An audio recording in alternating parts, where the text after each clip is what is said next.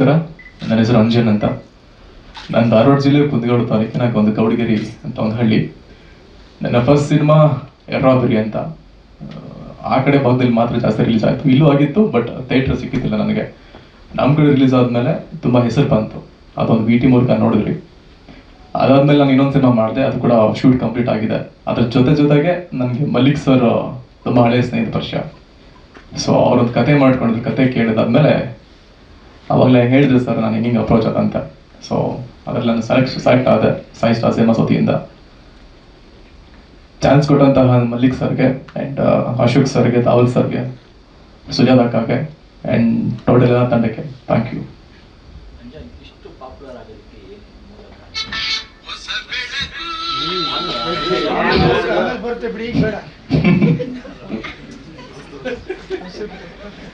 Sir popular ನಾನೇನು ಆಗಿಲ್ಲ sir ಇಲ್ಲಿವರೆಗೂ. ಅದು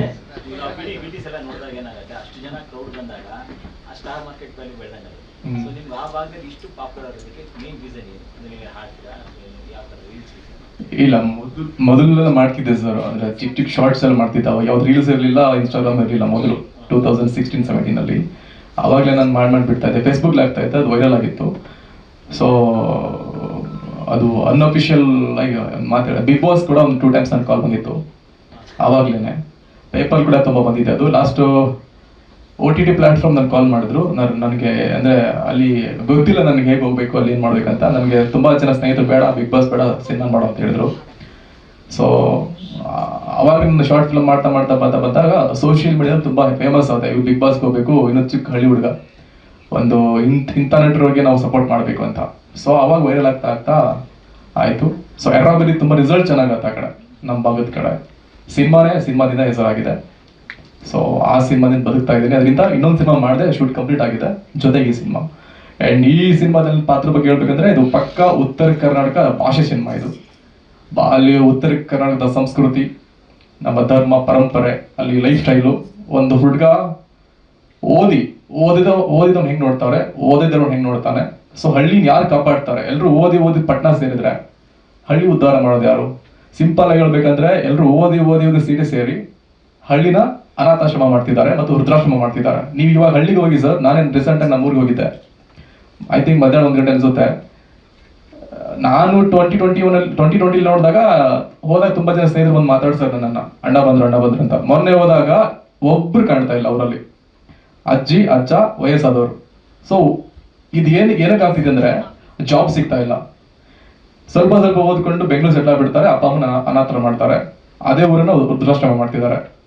ಸೊ ಇದು ಒಂದು ಅಲ್ಲೇ ಎತ್ಕೊಂಡು ಅಪ್ಪ ಅಮ್ಮನ ಹೇಗೆ ನೋಡ್ಕೋಬೇಕು, ಊರನ್ನ ಹೇಗೆ ಕಾಪಾಡಬೇಕು, ಊರಲ್ಲಿ ಆಗುವ ಅನ್ಯಾಯಗಳನ್ನು ಹೇಗೆ ತಡಿಬೇಕು, ಪಂಚಾಯತಿ ಏನಾಗ್ತಿರುತ್ತೆ, ಅಥವಾ ಓದಿ ಎಷ್ಟು ಜನ ಹಾಳಾಗ್ತಿದ್ದಾರೆ. ಎಕ್ಸಾಂಪಲ್ ಲವ್ ಆಗಿರ್ಬೋದು. ಈಗ ಎಲ್ಲರೂ ಹೇಳ್ತಾರೆ ಓದದೇ ಇರೋನೇ, ನನ್ನ ಈ ಸಿನಿಮಾದಲ್ಲಿ 1-2 ಲೈನ್ ಇದೆ, ನನ್ಗಿಂತ ಚೆನ್ನಾಗಿ ಓದೋನೇ ಲವ್ ಬಿದ್ದು ಸತ್ತೋಗ್ತಾನೆ, ಅಂದ್ರೆ ಸಾಯಕ್ಕೆ ಅಟೆಂಪ್ಟ್ ಮಾಡಿರ್ತಾನೆ, ಅವ್ನು ಕಾಪಾಡ್ತಾನೆ. ಈ ತರ ತುಂಬಾ ನಿಮ್ಗೆ ಈ ತರ ಒಳ್ಳೊಳ್ಳೆ ಪಾಯಿಂಟ್ಸ್ ಇದೆ. ಅದನ್ನ ಅಚ್ಚುಕಟ್ಟಾಗಿ ನಮ್ಮ ಭಾಷೆಯಲ್ಲಿ ನಮ್ಮ ಭಾಗದ ಕಥೆ ಇಟ್ಕೊಂಡು ಅಲ್ಲಿ ಹೇಗೆ ಒಬ್ಬ ಹುಡುಗನ ಲೈಫ್ ಸ್ಟೈಲ್ ಹೇಗಿರುತ್ತೆ ಅದನ್ನ ನೀಟಾಗಿ ತೋರಿಸಿದ್ದಾರೆ. ಪಕ್ಕಾ ಡಿ ಗ್ಲಾಮರ್ ಪಾತ್ರ ಇದು.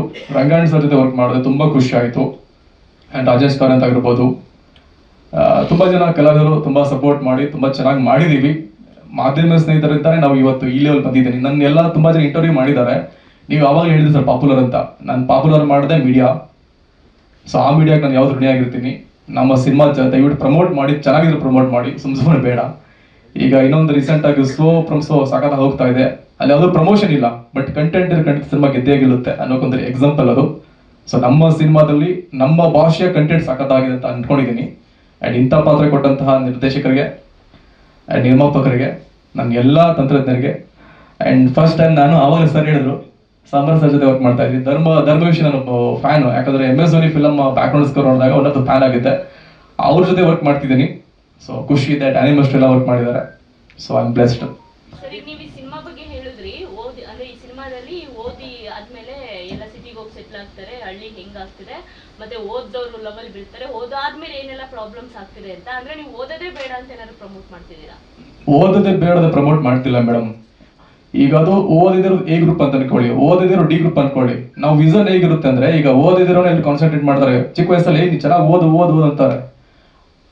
ಅವ್ನು ಓದಿಸ್ತಾರೆ, ಬಟ್ ಓದಿರೋನಿಗೆ ಅವನೇ ಈಗ ಎಕ್ಸಾಂಪಲ್ ಒಂದು ರೋಡಲ್ಲಿ ಆಕ್ಸಿಡೆಂಟ್ ಆಗ್ಬಿಟ್ಬಿಟ್ರೆ ನಮ್ಮ ಕಡೆ ಹಳ್ಳಿ ಜನ ಬರ್ತಾರೆ ಅಂದ್ರೆ ಅವ್ನು ಓದಿದಿರೋನು ಏನ್ ಮಾಡ್ತಾನೆ ಗೊತ್ತಾ, ಅವ್ನ ಎಕ್ಸಾಂಪಲ್ ಓದಿದ್ರೆ ಬ್ಲಡ್ ಗ್ರೂಪ್ ಹೇಳ್ತಾನೆ, ಅವ್ನಿಗೇನೋ ಕಾಯಿಲೆ ಇರ್ಬೋದು, ಬ್ಲಡ್ ಗ್ರೂಪ್ ಅಂತ ಹೇಳ್ತಾನೆ. ಓದಿದಿರೋನು ಪಟಾನ ಎತ್ಕೊಂಡು ಹೋಗ್ತಾನೆ ಅವನ ಹಾಸ್ಪಿಟ್ಲಿಗೆ.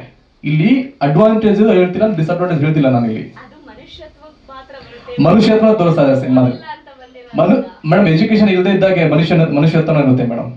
ಫಸ್ಟ್ ಎಜುಕೇಶನ್ ಬರ್ತಾ ಬಂದಿದೆ ನಮಗೆ, ಬಟ್ ಮನುಷ್ಯತ್ವ ಈ ಸಿನಿಮಾದಲ್ಲಿ ತೋರಿಸ್ತಾ ಇದೀವಿ. ಅವ್ರು ಇಷ್ಟ ಓದ್ಕೊಳ್ಳಿ ಸರ್, ಇದು ಓದದೇ ಇರೋ ಹುಡುಗರ ಕತೆ ಇದಷ್ಟೇ. ನಾವು ಎಲ್ಲೂ ಪ್ರಮೋಟ್ ಮಾಡ್ತಾರೆ ಓದ್ಬೇಕು ಓದ್ಬೇಡ ಅಂತ. ಅದನ್ನ ಹೇಳ್ತಿದ್ದೀನಿ ಸರ್, ಎಜುಕೇಶನ್ ಇಲ್ಲಿ ಲವ್ಗೂ ಓದೋದಕ್ಕೂ ಸಂಬಂಧ ಇಲ್ಲ, ಅದೊಂದು ಏಜ್ ಅಥವಾ ಫೀಲಿಂಗ್ಸ್ ಅಷ್ಟೇ. ಹೌದು. ಲವ್ಗೂ ಓದಿಗೂ ಎಲ್ಲಿ ಅಲ್ಲ, ಅದೊಂದು ಲೈನ್ ತೋರಿಸಿದಾರೆ ಅಷ್ಟೇ. ಸಿನಿಮಾದ ಲೈನ್ ಇದೆ, ನಿಮ್ಗೆ ಎಕ್ಸಾಂಪಲ್ ಕೊಟ್ಟೆ ನಾನು ನಿಮ್ಗೆ, ಅದೇ ಸಿನಿಮಾ ಅಲ್ಲ madam. Second PUC sir. Bengaluru settle ಆಗಿದ್ರೆ ಊರಲ್ಲೇ 1 ವರ್ಷ ಆಯ್ತು ಸರ್ ಬೆಂಗಳೂರಿಗೆ ಬಂದು. ಹಳ್ಳಿ ಬಿಟ್ಟು ಬಂದ್ಬಿಟ್ಟಿದ್ದೀವಿ. ಇದು ಜೀವನ, ಅದಕ್ಕೆ ಹೇಳಿದ್ನಲ್ಲ ಮೇಡಮ್, ಒಂದೇ ವಿಷನ್ ಅಂತ ಹೇಳಕ್ಕಾಗಲ್ಲ ಇದನ್ನ, ಎಲ್ರೂ ಲೈಫ್ ಇದು. ಆ ಲೈಫ್ ನಮ್ಮನ್ನು ತೋರಿಸ್ತಾ ಇದ್ದಾರೆ ನಿರ್ದೇಶಕರು. ಸರ್ ಆಗಲೇ ಸರ್ ಹೇಳಿದಂಗೆ ಪಾಪ್ಯುಲಾರಿಟಿ ಅನ್ನೋದು ಅಕ್ಕಪಕ್ಕ ತುಂಬಾ ಇದೆ ನಿಮಗೆ. ಆ ಭಾಗದಲ್ಲಿ ತುಂಬಾ ಜನ ಸೆಲೆಬ್ರೇಟ್ ಮಾಡ್ತಾರೆ, ನಿಮ್ಮನ್ನ ಸ್ಟಾರ್ ತರನೇ ಟ್ರೀಟ್ ಮಾಡ್ತಾರೆ ಆಡಿಯನ್ಸ್ ಕೂಡ. ಬಟ್ ಅದೇ ಈ ಕಡೆ ಉತ್ತರ ಭಾಗ, ಈ ಕಡೆ ಭಾಗ ಬಂದಾಗ ದಕ್ಷಿಣ ಭಾಗಕ್ಕೆ ಅದು ಹಿಂಗೆ ಸಿನಿಮಾ ವೈಸ್ ಹೋಗ್ತಾ ಇರುತ್ತೆ. ಏನು ಪ್ರಮೋಷನ್ಸ್ ವೈಸ್ ಏನು ಮಾಡಿದ್ದೀರಾ? ಇಲ್ಲಿ ಫಸ್ಟ್ ಸಿನಿಮಾಗೆ ನಿಮ್ಗೆ ಥಿಯೇಟರ್ ಸಿಕ್ಕಿಲ್ಲ ಅಂತ ಹೇಳಿದ್ರಿ. ನೀವು ಆ ಭಾಗದಲ್ಲಿ ಮಾತ್ರ ಸ್ಟಾರ್ ಆಗಿದ್ದೀರಿ, ಹೌದು ಸಕ್ಸಸ್ ಕಂಡಿದ್ದೀರಿ. ಬಟ್ ಈ ಭಾಗದಲ್ಲಿ ಹೆಂಗ್ ವರ್ಕ್ ಮಾಡ್ತೀರಾ ಅನ್ನೋದು ರೀಚ್ ಆಗೋದಿಕ್ಕೆ. ಮತ್ತೆ ಪೂರಕವಾಗಿ ಈ ರೂರಲ್ ಸ್ಟಾರ್ ಅಂತ ಬಿರುದು ಕೊಟ್ಟಿದ್ಯಾರು, ಯಾವಾಗ ಆಯ್ತು, ಹೇಗೆ? 2021 ಆದ್ಮೇಲೆ ಶಿವಮೊಗ್ಗದಲ್ಲಿ ಒಂದು ಕುಮುದ್ವತಿ ಯುವಕರ ಸಂಘ ಅಂತ ಇದೆ, ಅವ್ರ ಕಡೆಯಿಂದ ರೂರಲ್ ಸ್ಟಾರ್ ಕೊಟ್ಟಿದ್ದಾರೆ. ನಾನು ಇವತ್ತಿಗೂ ನನ್ನ ಫೇಸ್ಬುಕ್ ಕಡೆ ಆಗಿರ್ಬೋದು, ಸೋಷಿಯಲ್ ಮೀಡಿಯಾದಲ್ಲಿ ಯಾವುದನ್ನ ಸ್ಟಾರ್ ಹಾಕೊಂಡಿಲ್ಲ. ರೂರಲ್ ಅಂಜನ್ ಇಟ್ಕೊಂಡಿದ್ದೀನಿ star, because I am not A star, ನಾನೊಬ್ಬ ಕಲಾವಿದ ಅಷ್ಟೇ. ಅಂಡ್ ನೀವು ಕೇಳಿದ್ರೆ ಅವಾಗಲೇ ಪಾಪ್ಯುಲಾರಿಟಿ ಕಂಟೆಂಟ್ ಇದೆ. ಕಂಟೆಂಟ್ ಯಾವುದೇ ಸಿನಿಮಾ ಬಂದರೂ ಬೇಸಿಕಲಿ ಈಗ ದೊಡ್ಡ ಸ್ಟಾರ್ಗಳೇನಿದಾರಲ್ಲ, ಮೊದಲೆಲ್ಲ ಹೊಸಬ್ರೆ ಅವ್ರು ಯಾರು ಫ್ಯಾನ್ಸ್ ಇರಲಿಲ್ಲ ಅಂಡ್ ಇವನ್ ಥಿಯೇಟರ್ ಇರಲಿಲ್ಲ.